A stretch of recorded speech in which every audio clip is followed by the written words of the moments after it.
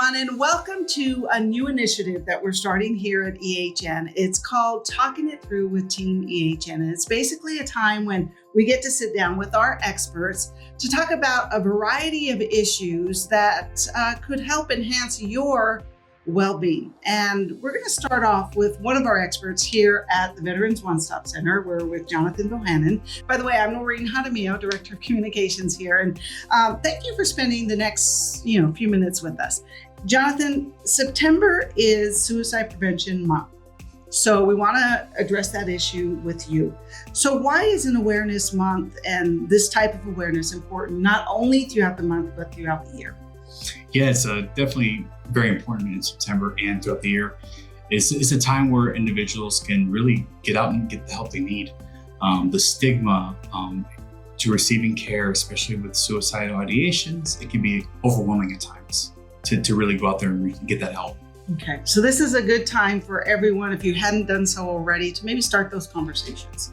Absolutely. And just checking in on someone's mental health, really. Yeah, absolutely. Whether it's a loved one, someone they knew in the military, or first responder, either one. It's always a good idea. So obviously you are here at the Veterans One Stop Center, and I want to start off with something quickly so that people understand. So what kind of services do you offer here at Veterans One Stop Center? Yeah, so we do offer clinical services that could be mental health, therapy, EMDR, CBT.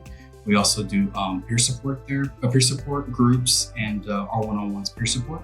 Okay. We also have case management, and where we can basically help build up a treatment team to work on things such as rental utility assistance or job applications, what have you. Okay. But those are the primary resources we do. We also have Texas Veterans Commission claims assistance here.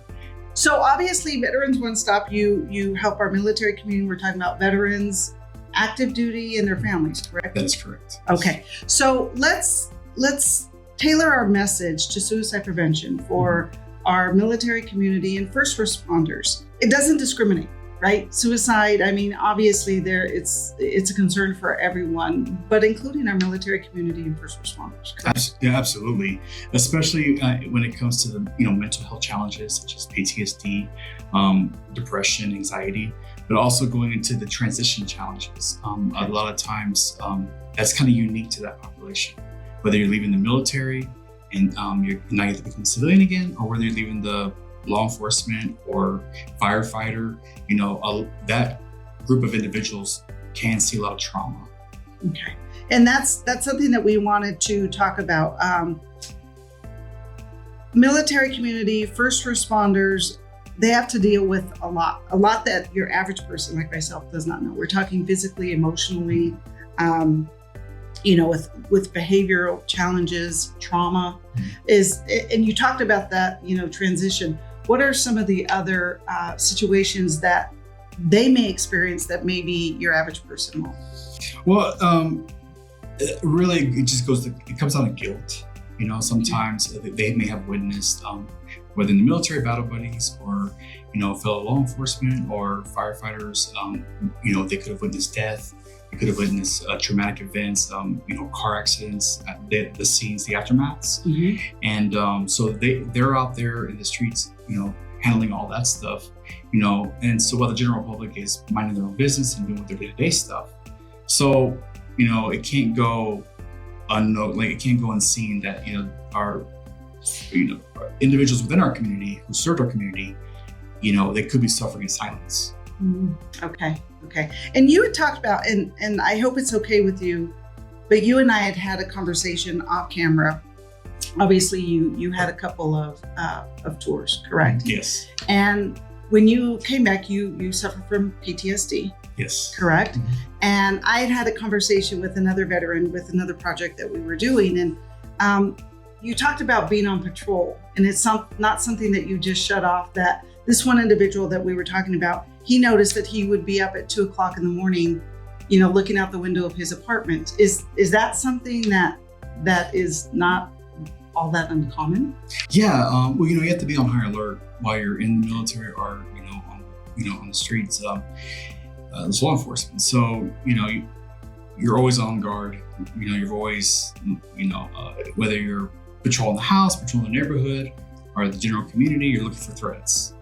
because that's what got you through when you served, and that's what's going to get you while you're out of the military. But it can be like early in the mornings, like 3 o'clock, 2 o'clock in the morning. And so these are kind of the things that I know the community probably sees. And you had also mentioned something like, for these trauma or PTSD or depression or whatever an individual is experiencing, you talked about it isn't always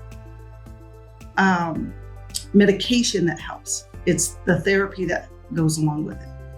Absolutely. So, when medication is prescribed, it's important they take their medications. Because that helps, that makes it beneficial for the therapy. Okay. Because there's an effect where, they call it a kindling effect, where, the brain's able to kind of stabilize so that you can get the work done as far as reaching goals or learning grounding techniques and so on and so forth. So for myself, medications were a factor. And then after that, it was therapy, and it was just staying disciplined on that routine. Okay. How difficult or challenging is it for law enforcement and first responders? And we're not just talking about police. I mean, here in the Borderland area, we have a lot of first responders in a lot of different agencies, state agencies, federal agencies. How difficult is it for this population to seek help? Now, I never served in law enforcement. I was a combat medic, however, and so I was with some infantry units and engineering units. And what I can say is that I think it's extremely challenging, because when I served, when I was in Iraq or Afghanistan, I knew I would always come home. I knew that time would eventually end down there, and I would be home with my family, and I could leave that over there.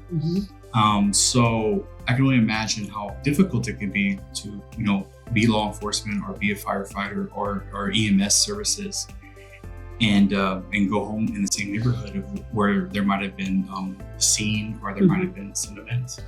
Okay, so the important message that we want to get out today is services are available, and it really does take strength to take that first step to seek those services, correct? Yes, it does. Yes.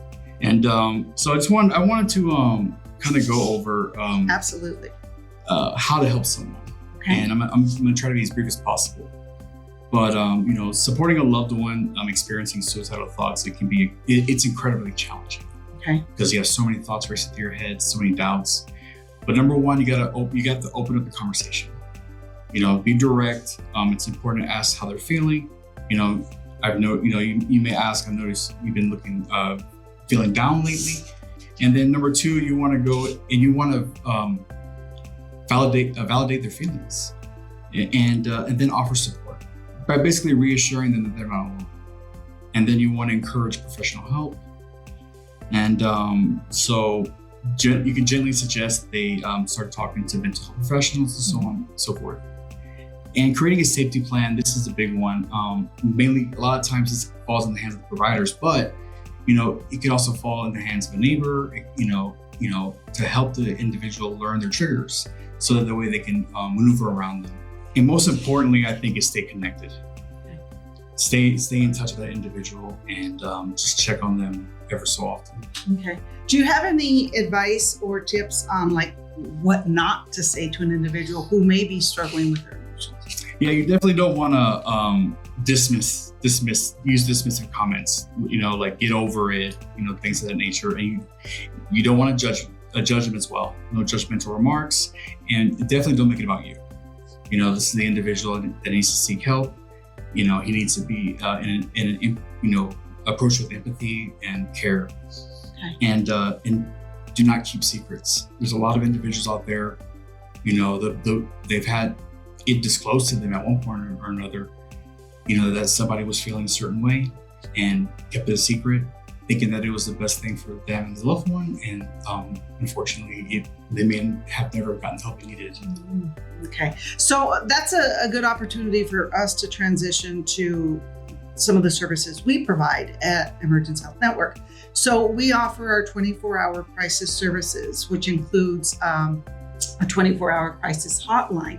So I want those watching on social media and on YouTube to know that when calling 988 or our local hotline or helpline number, it doesn't necessarily have to be from an individual who is maybe thinking about suicide or hurting themselves. It could be from mom or dad noticing that maybe a loved one is not behaving the way they normally do, or maybe withdrawing, or some of the symptoms of suicidal thoughts. So you can talk to one of our mental health professionals and they can guide you on how to get that individual some help. So I think the most important thing is to reach out, correct? Absolutely. And, when in doubt, if the safety of that individual is a concern, definitely call 988 to receive that professional help. Okay. Is there anything else that you want to just make sure that we are, super hyper, stressing, that we make sure that we get across? Like you said earlier, trauma's trauma. Suicidal ideation doesn't discriminate. So we have to come together as a community and have each other's backs in this effort. And I think that's one thing El Paso is really good at doing, is looking out for their brothers and sisters. So that's I would just leave with that. Okay. Oh, I did think of one other thing. Here at Veterans One Stop Center, one of the unique positions that you're in is a lot of the folks who offer help and who are trained to help are veterans themselves. How is that peer support beneficial?